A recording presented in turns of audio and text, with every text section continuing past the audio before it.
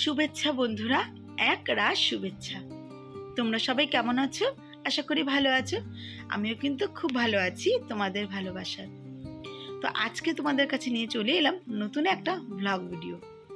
তো সকালে উঠে রেডি করে অঙ্কুশকে স্কুলে নিয়ে চলে এলাম।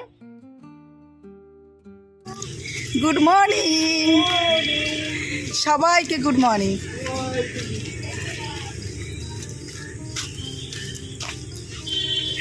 দেখলে তো আমার ছেলের অবস্থা।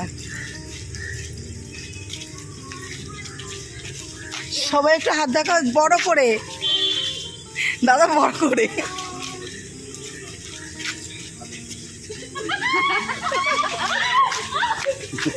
তাড়াতাড়ি আয়।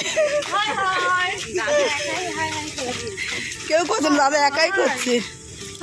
दंगल दंगल दंगल दंगल ये हमारी दंगल है, दंगल है। আমরা প্রতিদিনই এরকম আনন্দ করতে করতে স্কুলে যাই, মানে সময়টা খুব ভালো কাটে আমরা আর কি, যারা যায় আর কি সবাই মিলে। তো অঙ্কুশকে স্কুলে পৌঁছে দিয়ে আমি 8:30টার মধ্যে বাড়িতে চলে আসি প্রতিদিনই। তো আজকে দিনটা হলো বৃহস্পতিবার। তো বরের আজকে দোকান বন্ধ, বর বাড়িতে আছে। একটা কাজের জন্য অন্য একটা জায়গায় গেছিল, খুবই দরকারি কাজের জন্য দিয়েছে, আমি গেছিলাম। নাহলে বৃহস্পতিবার হলে বরই যায়। তারপরে এসে চা করলাম, দেখো 2 কাপ চা করে নিলাম। কারণ এমনি দিনে আমি চা তো খাই না, একা একা ভালো লাগে না। তো আজকে যেহেতু বর আছে তাই দুজনে মিলে একটু চা খেলাম, খেয়ে তারপর আমি কাজে লেগে গেলাম। তো কিছু জামা কাপড় আছে, ওগুলো কাচবো, তাই জন্য ওগুলো কাচতে দিয়ে দিয়েছি আর কি। আর একটু ভিডিও করে নিলাম। তো আমি সচরাচর খুব একটা মানে কাজ করতে করতে ভিডিওর সামনে আসি না, আজকে ভাবছি একটু সামনে আসি এই জন্য। কারণ কাজের সময় আমি এমন অবস্থাতে থাকি না, বাড়ির কাজের মাসি এর থেকে ভালো অবস্থাতে থাকে, তোমরা দেখেই বুঝতে পারছো। তো সেই জন্য আমি খুব একটা সামনে আসি না। দোষীরা কিন্তু এখনও শাস্তি পায়নি। যেদিন তিলোত্তমা খুন হয়েছিল সেদিন সকালবেলা তিলোত্তমার বাড়িতে 3 বার ফোন এসেছিল হসপিটাল থেকে। তো তিলোত্তমার মাই এটা বলেছিল, আমি নাম নিচ্ছি না, আমি তিলোত্তমা বলেই বলছি, কারণ নাম নেওয়াটা ঠিক না, সেটাই জন্য আমি নিচ্ছি না। তো প্রথমবারে ফোন করে বলেছিল যে আপনার মেয়ে সংজ্ঞাহীন হয়ে পড়েছে। তারপরের বার আবার ফোন করেছে, ফোন করে বলছে আমরা এমার্জেন্সিতে তাকে শিফট করেছি। লাস্ট বার যখন ফোন করেছে তখন বলল সে আত্মহত্যা করেছে। তারপরে তার বাবা মা যখন হসপিটালে গেল 3 ঘন্টা বসিয়ে রেখেছে। 3 ঘন্টা পরে তার সন্তানকে তাদেরকে দেখতে দিয়েছে।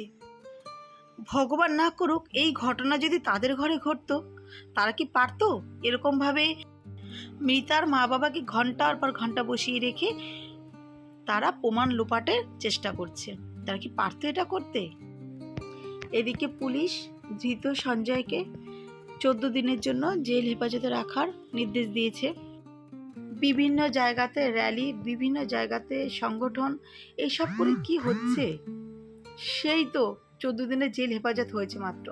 আর বড় বড় মাথারা এখনো পর্যন্ত কখনো মানে তাদের কোনো পাত্তা নেই, বড় বড় মাথাদের এখনো পর্যন্ত ধরতে পারেনি। আর জেলে তো সঞ্জয়কে পলিগ্রাফ টেস্ট দিয়েছে, দেখা যাক আরও কিছু কিছু নতুন তথ্য বেরিয়ে আসছে, জানি না মানে কতদূর কি হবে। কিন্তু একটাই চাওয়া, দোষীরা শাস্তি পাক। বন্ধুরা আমি জানি না আমার কি হয়েছে, মানে আমি এই ব্যাপারটার মধ্যে এতটা ঢুকে গেছি, মানে মাথা থেকে আমি ছাড়াতে পারছি না। তো যখন আমি ভিডিও দিই আমি কি বলবো মাথাতেই আসে না, আমার সারাক্ষণ মাথার মধ্যে এগুলোই ঘুরছে, তাই জন্য আমি এগুলোই বলছি। আমি মানে পারছি না নিতে আর কি।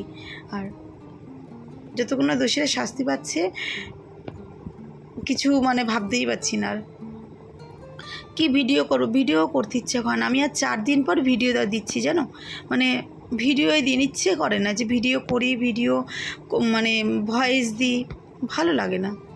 মনটা ভালো না লাগলে কিছুই ভালো লাগে না, তাই না? তো যাই হোক, কাজকর্ম করে স্নান করে পুজো দিতে বসে গেছিলাম আমি। বৃহস্পতিবারে পুজো ছিল তাই একটু চাপ ছিল।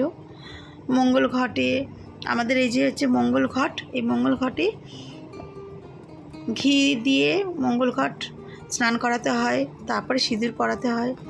আর গোপাল দেখো, এই যে আমাদের ছোট্ট ছোট্ট দুটো গোপাল।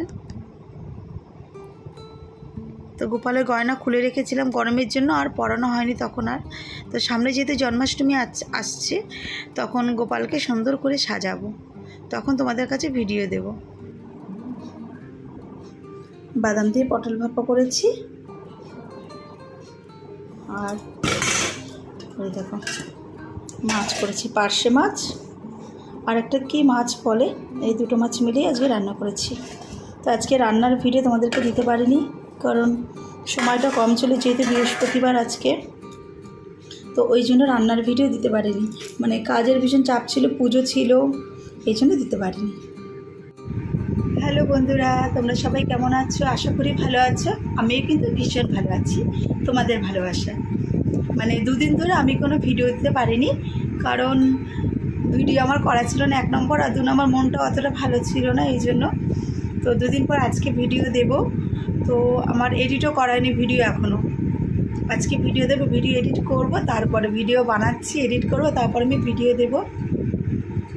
তো যাই হোক, তোমরা সবাই পাশে থেকো, সব সময় আমার এরকমভাবে সঙ্গে থাকো, এইভাবে করে।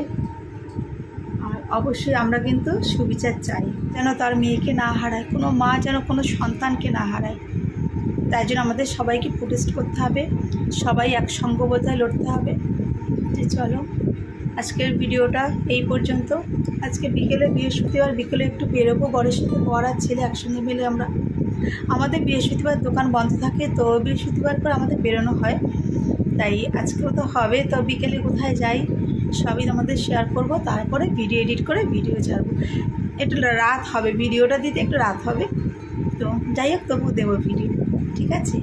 টাটা, সঙ্গে থাকো। খাবার পরে অঙ্কুশকে ফল কেটে দিয়েছিলাম, ও তো আর ফল সেরকম খায় না, ওই আমাদেরই খাওয়া হয় আর কি। তারপরে বিকেলে রেডি হয়েছিলাম বেরোবো করে, কিন্তু এত পরিমাণে বৃষ্টি হয়েছে আর বেরোতে পারিনি। তো সাজগোজ করে ঘরেই বসেছিলাম, আর একটু ফটো তুলে তোমাদের কাছে শেয়ার করলাম। তো টাটা বন্ধুরা, তোমরা ভালো থাকো, বাই।